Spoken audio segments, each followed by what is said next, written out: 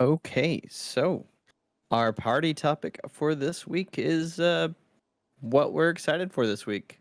Let's start with you, Debbie. They just launched a collaboration in Ninjala with Monster Hunter Rise. And I do remember touching briefly on that in a past episode and how these two obsessions of mine are colliding in this one space, and it's fantastic and amazing, and I'm super thrilled. But it just launched and it's underway, and I'm already just losing so much of my mind. You get some armors that you can wear in the game. I know that there's like the Rathalos one. There's also the Oxenum, I think is how it's pronounced, but like the umbrella bird. And then there's a third one that I can't recall. Oh, this traditional garb of the homeland that you're in, Kagura, Kamura. So you have Kamuran armor, as well. There's gonna be a whole bunch of like emotes and stuff. There's gonna be the substitution jutsu. You could turn into like a Rathalos. There's just so many good things. I don't know if there's any music. I haven't actually delved really deep into it yet because I've been playing Smash Legends. But You were busy I'm really protecting the excited. president. I was. It's hard. It's hard work. But I'm really looking forward to actually putting some time and a lot of hours into it. And speaking of Ninjala, hold on. I got some more of those collector's cards, and I don't know where they are now, but I'll be doing an unboxing video for them. I'm super excited about that. Sweet. No, nothing in there is going to be Monster Hunter related, though, sadly. I thought it would be really cool if they would have tied in the collection cards with the collaboration, but I don't think it was planned out that far ahead. But in the future, I hope they do something like that. That would be really cool, just to have like a card set of whatever they're collaborating with. But yeah, I'm really, really excited that these two worlds have come together in this way for me to indulge. And it's running until the 26th. Hmm. So plenty of time to lose into that before Knockout City comes out on the 21st. That'll be good. Just lots of good stuff happening right now for the Nintendo Switch, and it makes me so excited. Yeah, Good, that's good, good. dude, Monster Hunter Capcom, they sure like to cross pollinate, huh? Like they just love. I was watching a Monster Hunter World stream from like years ago. It's a weird story why I was watching it, but uh they were showing Aloy from Horizon Zero Dawn on that. And I remember The Witcher came to that, and then a bunch of other stuff. And like you said, we talked about it recently. Uh, but man, they just love that stuff. They're just like, oh, you like one of these things? Check this out. We got the VIP pass to the back room with all the good stuff. And now I'm Fortnite has Aloy too, so like she's just getting around. Hmm. There is a reason why the featuring Dante May Cry, like the Devil May Cry and Dante stuff, like because they actually do that shit on a Yeah. regular Like all basis the now. time. Yeah. Did you have another thing you were excited Well, about? let me jump in real Oh, quick I because thought we I were gonna can do, yeah. I can be Oh, short. okay. So Cool. Returnal is coming out. Does that actually come out this week? It's tomorrow, yeah. Dang. So Oh by the wow. time of this recording, it will have already been out. I am very excited about that game, but we do live in a cyberpunk world, and I will wait for the reviews. I mean, the reviews are really in the wild right now, but I'm still gonna wait. I am going to like that game. I also don't have enough time to start that game right now, so I'm about to go through a move, about to move across the country, pretty crazy. And when I do that, it's not going to be till mid June for like when my normal gaming will pick back up again. So hopefully by then the reviews, like the critics for Returnal, will have wonderful things to say. But when I did finally watch a trailer this week, because I've kind of intentionally not hyped myself up for it, I didn't realize how many bullet hell elements there were to it. It seems like a third person, I don't know, shooter, slasher, something like that, where there's bullet hell stuff flying all over the place. I mean, things, it's like you see balls flying everywhere and you have to dodge those, or like there are rings that expand from the boss and you have to, either jump through them like hoops or you have to just sidestep them and stuff. So I didn't really know all that stuff was going to be in it, but I haven't been paying that good of attention. But the trailers and stuff that I have seen, the things I've heard from it, seem really good. I'm ignorant, and I'm excited. So I hope that game holds up. Who knows? And if it doesn't, that's okay too. No no harm, no foul. But yeah, I hope that game is good. I love me a good roguelike that's not. I played plenty of low poly ones, or I mean, Hades is isometric. Spelunky is a side scroller. I've played a lot of like low poly. I don't know what the word is I'm looking for. It's like vector arty. Yeah. So to see like a full blown, I mean, it looks like a Dark Souls game, but it's a roguelike, and that is very interesting to me. I'm excited to see how those mechanics all marry themselves to each other, and turn out to be whatever comes out tomorrow.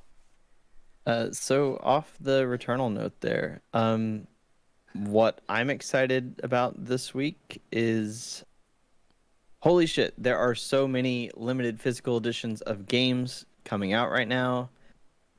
Specifically, I'm excited for the Switch stuff because almost all of the major physical edition, I don't even know to call them services, but like limited run games, special reserved games, super rare games, and the like, they are bringing out a whole lot of things, and limited run is the one that people know most. But uh, there's also like I am 8-bit and what was the Ultra Collectors, which is one that I just heard of. This company that's I think they've got 4 games out now. I won a collector's edition of a Switch game that should be here in a few days. It's Ooh. coming from it started in Spain and it's gone across the world. Like it's traveled in so many places. It's traveled more than I ever have in my life. Directly into your heart. Right? Uh, there are just so many cool things that all these companies are doing because despite digital sales figures for video games just exploding, there are plenty of us collectors that really love our physical editions, and the industry is really paying us back in a lot of ways. Just this week, there's the announcement of special reserve games. They're like the number 2 or 3 for most collectors in the industry. Special Reserve Games has what's called their Second Chance sale coming up on May 4th. And it's basically, if you're unfamiliar with these limited physical edition sellers, they will basically print these cartridges, or however you want to say it, produce these cartridges at a specific amount.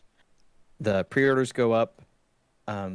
Once the pre-orders are done, then 6 months, sometimes even up to 12 months later, the game will actually be shipped out to you. So it's kind That's of a long time. a long, sad wait. But some of these companies are a little bit faster than that. But I know for a fact my Carrion Special Edition took me 7 months to get. But once I did get it, it was well worth it. And so Special Reserve, basically any of the pre-orders that didn't get met for some reason, like somebody canceled or anything like that, they come on this Second Chance sale. And the Second Chance sale this time for Special Reserve Games has Gris, which is a beautiful indie game that everybody loves, and it's actually one that they decided to make an extra print run for. Nice. Which is why it's on the Second Chance sale. They're just like, they sold through, I think it was something like 3,500 or 4,000 copies. They even had multiple art prints, multiple slipcovers and stuff. So they were like, you know what? If you guys really want it that badly, let's go. So May 4th, for anybody that doesn't know, check out Special Reserve Games.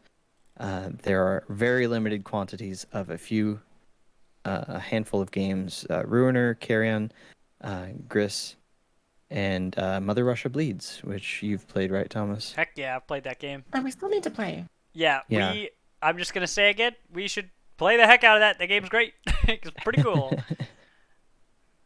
And besides that, Super Rare Games came out with an announcement that they are going to have upcoming. They have Abzu opening up tomorrow, the 30th. Or no, that opened up today. Sorry, Abzu for Switch opened up with a beautiful steelbook edition today.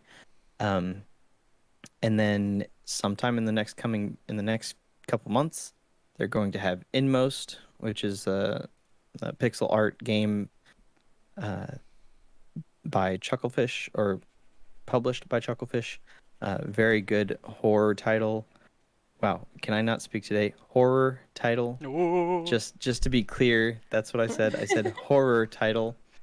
So Inmost, Abzu, the Deponia collection, all coming to Switch on physical editions. Just super cool stuff.